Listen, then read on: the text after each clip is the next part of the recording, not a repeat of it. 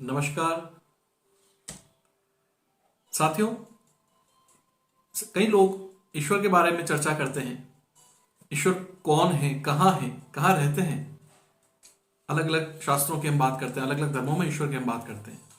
लेकिन क्या आपने कभी ये सोचा है कि ईश्वर सही मायने में कहाँ है, किस रूप में है? एक कहानी के माध्यम से मैं आपको अपनी बात कहना चाहूंगा। एक गांव में एक संत रहते थे कुटिया बनाकर। सभी गांव के लोग उनका बहुत सम्मान करते थे, उनसे कथा सुनने जाते थे, ईश्वर के बारे में उनके प्रवचन सुनते थे।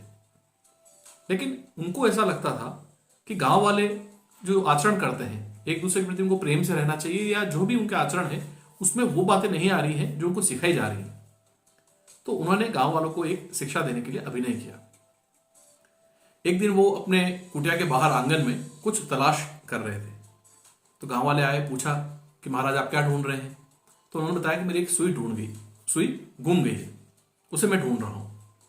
तो गांव वालों ने कहा कि ठीक है, हम भी आपकी सहायता कर देते हैं। सब लोग साथ में ढूंढने लगे आंगन में बाहर।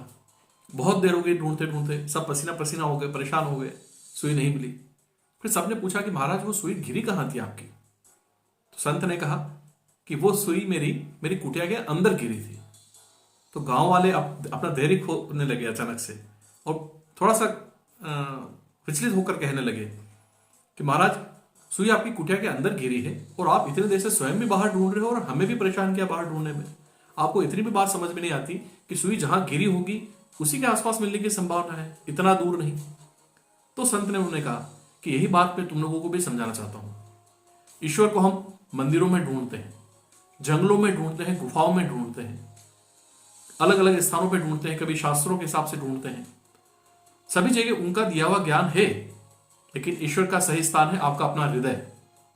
जब तक आपके शरीर में आपकी आत्मा है तब तक आप जीवित हैं, और जैसे ही शरीर से आत्मा निकली और उस परमात्मा में मिल गई तो हमारा शरीर निर्जीव हो जाता है।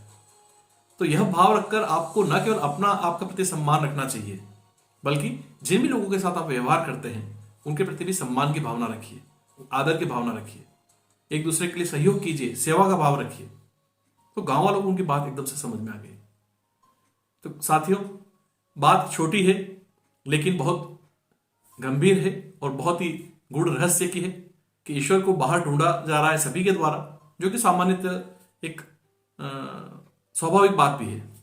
लेकिन जब आप इस गूढ़ रहस्य को जान जाते हैं कि ईश्वर आपके हृदय में ही वास कर रहे हैं आत्मा के रूप में, तो न केवल अपना सम्मान कीजिए, औरों का भी सम्मान कीजिए, और दूसरों की यथासंभव जितनी आप सेवा कर सकते हैं, सहायता कर सकते हैं, करें। क्योंकि ईश्वर स्वयं कितनी बार शास्त्रों के माध्यम से ईश्वर की वाणी को कहा गया है कि यदि आप किसी जरूरतमंद की सहायता करते हैं तो कहीं ना कहीं वह सहायता ईश्वर तक पहुंच जाती है और उसको एक पूजा के तुल्य माना गया है। तो आशा है आपको इस कहानी के माध्यम से ये संदेश पसंद आया होगा, और भी कहानी के माध्यम से अपने नए संदेश आप तक मैं लेके आता रहूंगा। और आपसे निवेदन करूंगा कि यदि आपने मेरे इस यूट्यूब चैनल रक्षित आमेटा टोटल सॉल्यूशन समाधान को अभी तक सब्सक्राइब नहीं किया है तो कुछ क्षण लेकर इसे सब्सक्राइब कर लें और नोटिफिकेशन का बेल आइकन दबा लें, ताकि आने वाले सभी नए वीडियोस की जानकारी आपको मिलती रहे।